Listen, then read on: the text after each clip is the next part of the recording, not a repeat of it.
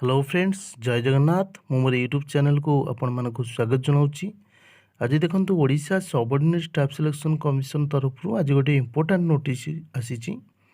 Notice T कौन अच्छी ना आम जो life stock inspector forest guard बाहरी थिला बहुत पिला आमर अपेक्षा करते कि तार एग्जामिनेशन टी केबे हम रिटन एग्जामिनेशन टी तारी बाबद गोटे नोटिस आसी।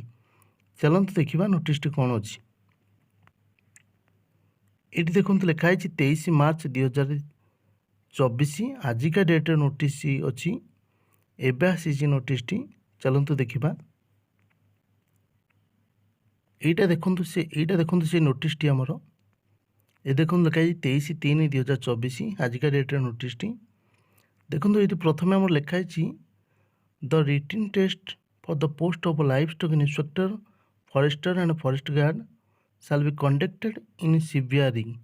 आमर जो एग्जामिनेशन टी हम रिटन एग्जामिनेशन टी ता आमर कंप्यूटर बेस्ड रिटन टेस्ट हम।